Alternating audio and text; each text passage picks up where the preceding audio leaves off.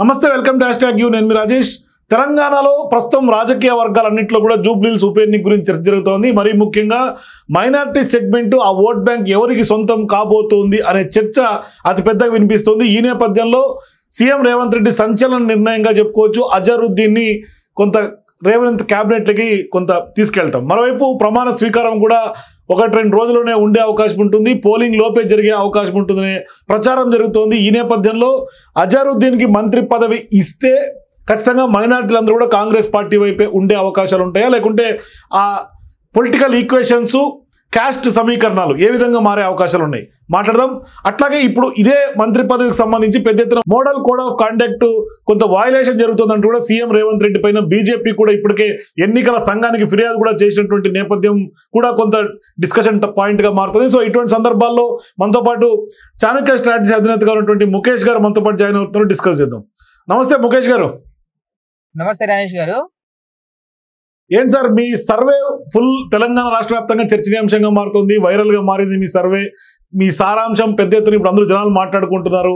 ప్రజల మూడును మీరు వాస్తవికంగా చెప్పినట్టుగానే తెలుస్తోంది. ఇటువంటి సందర్భాల్లో ఒకసారి జూబ్లీహిల్స్ నియోజకవర్గం గురించి మనం రీసెంట్ గా అనాలిసిస్ చేశాం కాబట్టి ఇప్పుడు అజరుద్దీన్ సంబంధించినటువంటి మంత్రి పదవి గురించి పొలిటికల్ గా అతి పెద్ద హాట్ టాపిక్ గా మారుతుంది. ఏంటి ఆయనకు మంత్రి పదవి ఇస్తే నిజంగానే మైనారిటీలందరూ కాంగ్రెస్ పార్టీ వైపు మళ్ళీ అవకాశాలు ఉంటాయా? వాస్తవానికి కాంగ్రెస్ మన రాజేష్ గారు ఇక్కడ మాట్లాడుకోవాలంటే ఇది ప్రజల్లో ఒక ఆలోచన అయితే ఆల్రెడీ మొదటి నుంచి ఎప్పుడైతే అజరుద్దీన్ గారికి ఎమ్మెల్సీ పదవి పట్టబెట్టారో మైనార్టీస్ ని ఈసారి అంటే ఎంఐఎం పార్టీ మైనార్టీస్ ని ఈ జూబ్లీహిల్స్ ఎన్నికల్లో నిలబెట్టట్లేదని ఒక పర్సెప్షన్ అయితే ప్రజల్లో బిల్డ్ అయిన మాట వాస్తవం. దాని తర్వాత ఇంకొక కొద్ది రోజుల్లో 11 రోజుల్లో పోలింగ్ ఉంది. ఇప్పటికిప్పుడు ఎంఐఎం అభ్యర్థి అయిన కాంగ్రెస్ అభ్యర్థి అయిన అజరుద్దీన్కి ఇప్పుడు మంత్రి పదవి కట్టబెట్టడం అనేది కొంచెం సోషల్ మీడియాలో వస్తుంది. ఇదంతా ఏంటంటే ప్రజల్లో ఒక పర్సెప్షన్ ఇప్పుడు కాంగ్రెస్ పార్టీకి ఇది కొంచెం బూమరాంగ్ అయ్యే అవకాశం అయితే క్లియర్ గా స్పష్టంగా కనబడుతుంది. ఎందుకంటే ఎన్నికలు ఉన్నాయి కాబట్టి మైనార్టీస్ ఓట్లని కీలకంగా ఉంది జూబ్లీహిల్స్ నియోజకవర్గంలో మైనార్టీస్ ఎక్కువ ఉన్నారు. కావాలని మైనార్టీస్ ఓట్లని కీలకం చేసుకొని మైనార్టీస్ ఓట్ బ్యాంక్ అంతా వన్ సైడ్ పోలరైజ్ చేసుకోవడం కోసం మైనార్టీస్ కి పెద్దపీఠం వేస్తుందన్న ఒక భావనతోటి మంత్రి పదవి ఇస్తున్నాడు ఒక ఆలోచన ప్రజల్లో బిల్డ్ అయింది. దీనివల్ల ఏమవుతుందంటే ఇక్కడ ఓట్ బ్యాంక్ అనేది కొంచెం బూమరంగ్ అయ్యే అవకాశం ఉంది. ఎందుకంటే ఇక్కడ ప్రధానంగా ఇక్కడ ప్రజల్లో మైనారిటీలందరూ కూడా కాంగ్రెస్ పార్టీ వైపు ర్యాలీ అయ్యే అవకాశం లేదా? అంటే ఇక్కడ మైనార్టీస్ కే ఇప్పుడు ఏంటంటే కొంచెం కాంగ్రెస్ పార్టీ మీద గ్రాఫ్ అనేది తగ్గుతూ వస్తుంది వాస్తవానికి. అయితే ఈ సమయంలో మంత్రి పదవి కేటాయించడం అనేది ఏంటంటే కొంచెం వాళ్ళలో కూడా ఆలోచన వేరే రకంగా, అంటే ప్రతి కమ్యూనిటీలో ఎడ్యుకేటర్స్, గ్రాడ్యుయేట్స్, పోస్ట్ గ్రాడ్యుయేట్స్ ఉన్నారు. వాళ్ళలో కూడా ఆలోచన అనేది కొంచెం రివర్స్ అయ్యే అవకాశాలు అయితే ఎక్కువ ఉన్నాయి. ఎట్లా అంటే కాదు మీ అంచనా ప్రకారం ఎట్లా రివర్స్ అవుతుంది అనుకుంటున్నారు? అంటే ఏంటి మీ అంచనా? ఏంటంటే ఓన్లీ ఎన్నికల్లో స్టంట్, గతంలో చంద్రబాబు నాయుడు కూడా ఇదే విధంగా ఎన్నికల్లో స్టంట్ మూలంగా అప్పుడు కూడా ఒక మంత్రి పదవి ఇచ్చిన మీరు చూస్తుంటే ఒకసారి ప్రీవియస్ ఎలక్షన్స్ లో అప్పుడు చంద్రబాబు నాయుడు అక్కడ ఆ నియోజకవర్గంలో ఓడిపోయిన పరిస్థితి చూసాం. ఇప్పుడు కూడా ఇక్కడ ఏం జరుగుతుందంటే ఎలక్షన్స్ టైంలో మంత్రి పదవి అంటే ఎమ్మెల్సీ పదవి ఇవ్వడం, మంత్రి పదవి ఇవ్వడం. ఇంకోటి ఏంటంటే గతంలో 10 సంవత్సరాలు రూలింగ్ లో ఉన్న బీఆర్ఎస్ పార్టీ మీరు చూసినట్లయితే రాజేష్ గారు, హైదరాబాద్, రంగారెడ్డి ఈ 2 జిల్లాల్లోనే మనం చూస్తే 44 అసెంబ్లీ సెగ్మెంట్స్, 8 ఎంపీ సెగ్మెంట్స్ ఉంటాయి.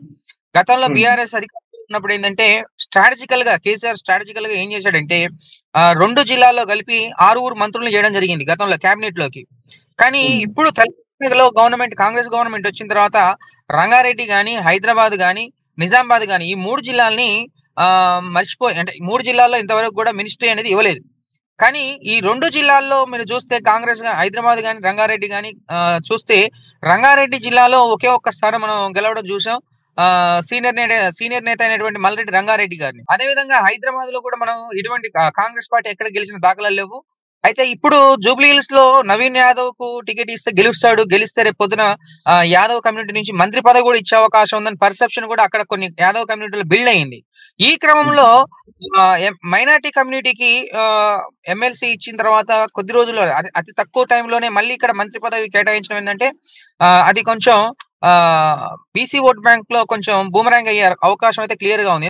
అంటే కాదు ఇక్కడ ప్రధానంగా బీఆర్ఎస్ పార్టీ లేకుంటే ప్రతిపక్ష పార్టీలు ఆరోపణలు చేస్తున్నట్టుగా ఇప్పటిదాకా మైనార్టీలకు ప్రాతినిధ్యం లేదు రేవంత్ కేబినెట్లో, అట్లాగే మైనార్టీలకి సరైనటువంటి సముచిత స్థానం లేదు అనే ప్రచారం చేస్తున్నటువంటి క్రమంలో ఆ యొక్క ఆరోపణలకు చెక్ పెట్టే దిశగానే మనం ఈ యొక్క మంత్రి పదవిని ఆఫర్ చేస్తున్నాం అనుకోవాలా? అంటే ఇప్పుడు ఆ యొక్క ఆరోపణలకు చెక్ పెట్టే దిశగా అనుకోవడం కన్నా ఎలక్షన్స్ టైంలో ఇది కావాలని చేస్తున్నారు, మంత్రి పదవి ఇస్తున్నారు, ఎన్నికల్లో గెలవడం కోసమే చేస్తున్నారు అనే పర్సెప్షన్ ఇక్కడ నియోజకవర్గంలో ఎక్కువ బిల్డ్ అవుతుంది.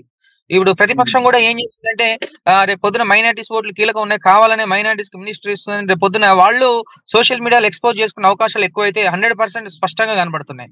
ఇంకొక సైడ్ నవీన్ యాదవ్ కూడా వాళ్ళ అంటే కాంగ్రెస్ అభ్యర్థి అయిన నవీన్ యాదవ్ కూడా నేను గెలిస్తే రేపు పొద్దున జూబ్లీహిల్స్ నుంచి హైదరాబాద్ నుంచి మంత్రి లేడు కాబట్టి, యాదవ్ లో నుంచి కూడా మంత్రి లేడు కాబట్టి నీ మంత్రి అవకాశం ఉంటుందని ఆయనకు కూడా కొంచెం ఉంది. ఇదే సమయంలో జూబ్లీహిల్స్ నుంచి కంటెస్ట్ చేసిన అజారుద్దీన్ మంత్రి పదవి ఏంటంటే ఇటు బీసీలకు కూడా కొంచెం యాదవ్ కమ్యూనిటీకి కూడా కొంచెం రేపు పొద్దున రివర్స్ అయ్యే అవకాశం అయితే క్లియర్ గా స్పష్టంగా కనబడుతుంది. అంటే మీ అంచనాల ప్రకారం కాంగ్రెస్ పార్టీ పట్ల యాదవులు కూడా కొంత ఏమన్నా సన్నగిల్లే అవకాశం ఉంటుందా, అంటే వాళ్ళ నమ్మకం సడలే అవకాశం ఉంటుందా అనుకోవాలా? ఈ ఎఫెక్ట్ బీసీ ఓట్ బ్యాంక్ కూడా పడే అవకాశం ఎక్కువగా ఉంది రాజేష్ గారు. కానీ కాదు ఇక్కడ మీరు అంటున్నారు బీసీ ఓట్ బ్యాంక్ ఎఫెక్ట్ అని, కానీ బీసీల కోసం కాంగ్రెస్ పార్టీ కులగణన చేసింది. అట్లాగే పెద్ద ఎత్తున స్థానిక సంస్థల ఎన్నికల్లో కూడా వాళ్ళ కుల దామాషా ప్రకారం 42% రిజర్వేషన్లు ఇస్తోంది. అట్లాగే ఇప్పుడు బీసీ మంత్రులకు కూడా మొన్న ఇచ్చినటువంటి వాకిటి శ్రీహరి గారి లేకుంటే బీసీలకు కూడా కొంత ప్రాతినిధ్యం ఇచ్చినటువంటి చరిత్ర ఉంది కదా. ఒకటి గుర్తుపెట్టుకోండి రాజేష్ గారు, 42% రిజర్వేషన్ ఇంపాసిబుల్ అనేది రాజ్యాంగం చదువుకున్న ప్రతి ఒక్కరికి, అంటే గ్రాడ్యుయేషన్ చదువుకున్న ప్రతి ఒక్కరికి కూడా తెలుసు, మీకు కూడా తెలుసు. ఎందుకంటే రిజర్వేషన్స్ ఇప్పుడు కూడా 50% మించి ఏ పార్టీ కూడా ఎన్నికలకు పోవడానికి లేదు, మీకు తెలిసిన విషయమే. అయితే ఇక్కడ 42% రిజర్వేషన్ ఇంపాసిబుల్ అని వాళ్ళ పార్టీ తెలియదా? పార్టీకి తెలుసు కాబట్టి అంటే కాదు ఇక్కడ ఖచ్చితంగా వాళ్ళ జనాభా ఎక్కువ ఉంది కాబట్టి దామాషా ప్రకారం రిజర్వేషన్ కల్పిస్తామని ఎన్నికల్లో ఇచ్చినటువంటి హామీ కదా అది. ఎన్నికల్లో ఇచ్చిన హామీ కానీ అది పాసిబుల్ అవుతుందా 42% అనేది ఒకసారి మీరు ఆలోచన పరిశీలి చేసుకోండి. ప్రజల్లో కూడా ప్రతి ఒక్కరు ఈ రోజు అవేర్ గా ఉన్నారు. ఎందుకంటే 42 అవును కాదు 50% రిజర్వేషన్లు మించకూడదు అనేది సుప్రీంకోర్టు నిబంధన ఉంది. కానీ ఖచ్చితంగా బీసీలకు చేసి తీరుతామంటున్నాడు సీఎం రేవంత్ రెడ్డి గారు. సుప్రీంకోర్టు ఆల్రెడీ నిబంధనలు పెట్టిన తర్వాత ఏ రాష్ట్ర ముఖ్యమంత్రి కూడా అవకాశాలు లేవు కదా అక్కడ. అది కోర్టు చూసుకునే వ్యవహారాలు. అది 42% రిజర్వేషన్ అనేది ఇంపాసిబుల్. అది బీసీలకు ఆల్రెడీ కాంగ్రెస్ 42% రిజర్వేషన్ అనే పాయింటే కాంగ్రెస్ పార్టీ కొంత బ్యాక్ స్టెప్ అనేది ఏర్పడింది. ఈ రోజుకి లోకల్ బాడీ ఎలక్షన్స్ జరగకపోవడానికి కారణం కూడా మెయిన్ అదే అక్కడే. అట్ ద సేమ్ టైం ఇక్కడ చూస్తే మనం ఇందాక ఒక పాయింట్ మాట్లాడుకున్నాం, అటు రంగారెడ్డి ఇప్పుడు 3 జిల్లాల్లో మంత్రులు లేరు ఇప్పటి వరకు, అటు హైదరాబాద్ గానీ, రంగారెడ్డి గానీ, నిజామాబాద్ గానీ.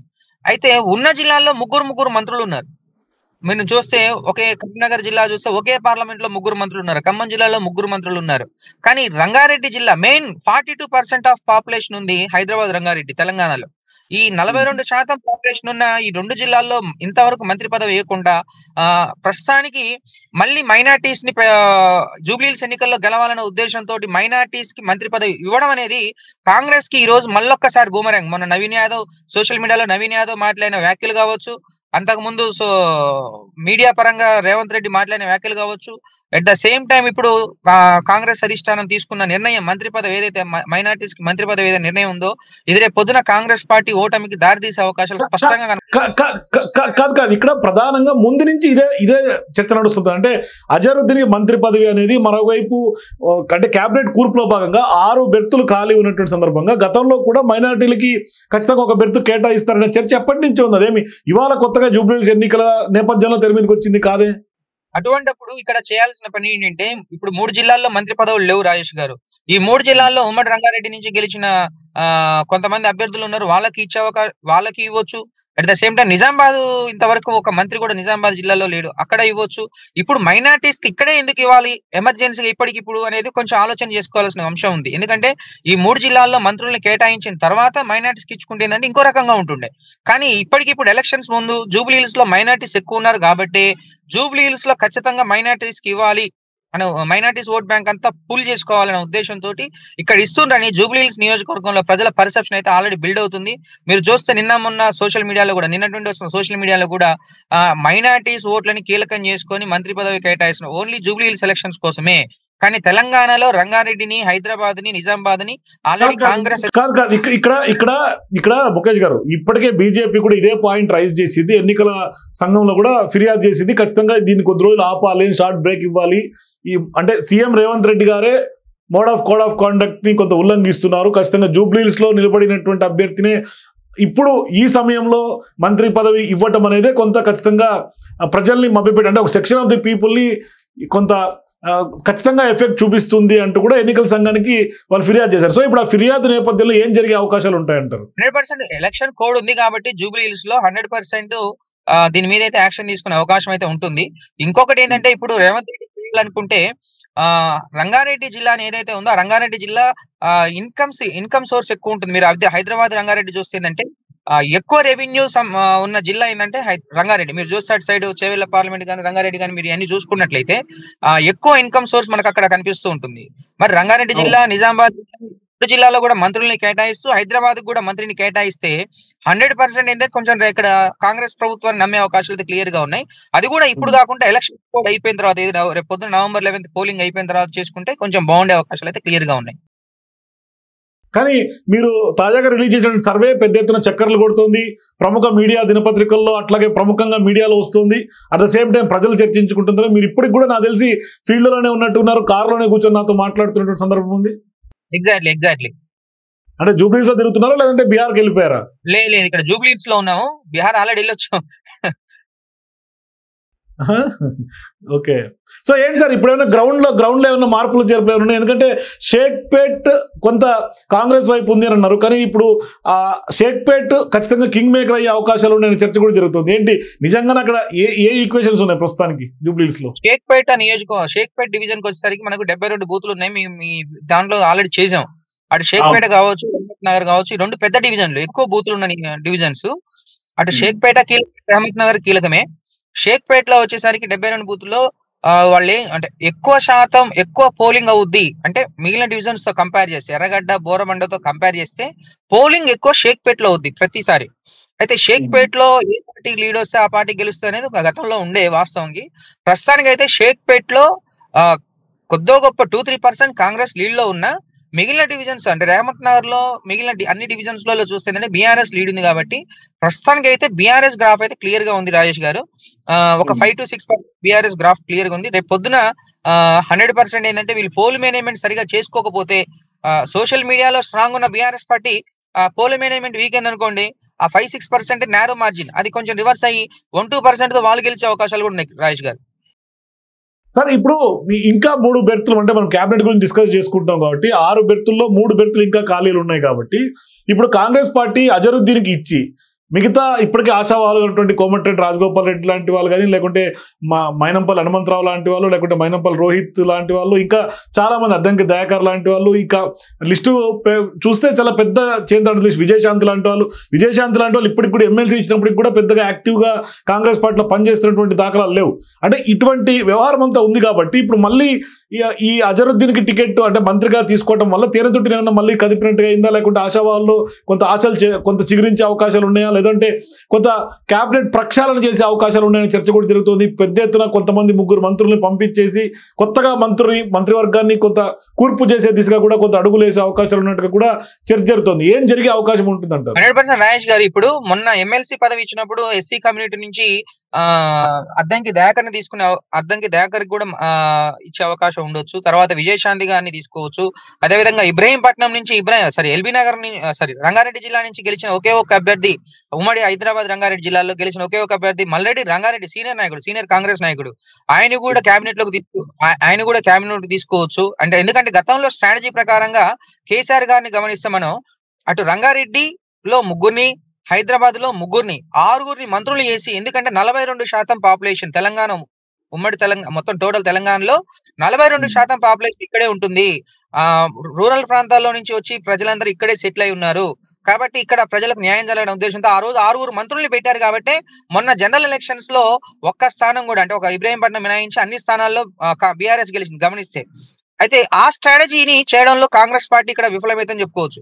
ఈ రోజు మళ్ళీ రేపు పొద్దున మైనార్టీ కమ్యూనిటీ జూబ్లీహిల్స్ ఎన్నికల కోసం మైనార్టీ కమ్యూనిటీ ఒక్కరికే మళ్ళీ మంత్రి పదవి ఇస్తే, మీరు అన్నట్లు అటు విజయశాంతి గారు కావచ్చు, ఎస్సీ కమ్యూనిటీ నుంచి అద్దంకి గారు కావచ్చు, తర్వాత ఇక్కడ ఇబ్రహీంపట్నం నుంచి మల్రెడ్డి రంగారెడ్డి గారు కావచ్చు, సుదర్శన్ రెడ్డి గారు నిజామాబాద్ నుంచి, ఇట్లా ఒక్కొక్కరు ఆశావాళ్ళందరికీ కూడా కొంచెం వాళ్ళ మీద నీళ్లు పోసినట్లయితుంది. మళ్ళీ రేపు పొద్దున జూబ్లీహిల్స్ లో అందరూ ఆల్మోస్ట్ మంత్రులందరూ కూడా జూబ్లీహిల్స్ నియోజకవర్గంలో ఉన్నారు, ఎమ్మెల్యేలందరూ జూబ్లీహిల్స్ నియోజకవర్గంలోనే ఉన్నారు.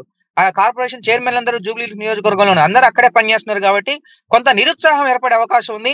వాళ్ళు చేయాల్సిన పని కూడా పూర్తిగా చేయరనే ఒక ఉద్దేశం అయితే క్లియర్ గా స్పష్టంగా కనపడుతుంది రాజేష్ గారు. థ్యాంక్ యూ ముఖేష్ గారు, మీరు మాతో పాటు మీ యొక్క అమూల్యమైనటువంటి టైం మాతో పాటు షేర్ చేసుకున్నందుకు. సో ఇది అజరుద్దీన్కి మంత్రి పదవి ఇవ్వడం ద్వారా ఖచ్చితంగా కాంగ్రెస్ పార్టీలో జరిగే పరిణామాలు, అట్లాగే దీని ఇంపాక్ట్ జూబ్లీహిల్స్ నియోజకవర్గం పట్ల ఏం జరుగుతుంది, మరియు ప్రజల మూడ్ ఏ విధంగా ఉంది, ప్రజల్లో పర్సెప్షన్ ఏ విధంగా బిల్డప్ అయింది, ఇది ముఖేష్ గారి యొక్క విశ్లేషణ. సో చూద్దాం ఏం జరగబోతుంది. ఎందుకంటే ఈసీకి ఇప్పటికే ఫిర్యాదు అందినటువంటి నేపథ్యంలో మరి అది ఎంతవరకు సాధ్యపడుతుంది, టెక్నికల్ గా సాధ్యాసాధ్యాలు ఏంటి, ఇవన్నీ కూడా కొంత ముడిపడి ఉన్నటువంటి నేపథ్యంలో మరి అజరుద్దీన్కి మంత్రి పదవి ఎప్పటికీ కొంత అంటే ఆయన ప్రమాణ స్వీకారం చేసే అవకాశం ఉంటుంది. దానివల్ల ఖచ్చితంగా ప్రభావితం రాజకీయాల్లో ఏ విధంగా జరిగే అవకాశం ఉంటుంది అనేది మీరు కూడా మీ అభిప్రాయాల కింద నాకు కామెంట్స్ తెలియజేయండి. For more videos please watch #.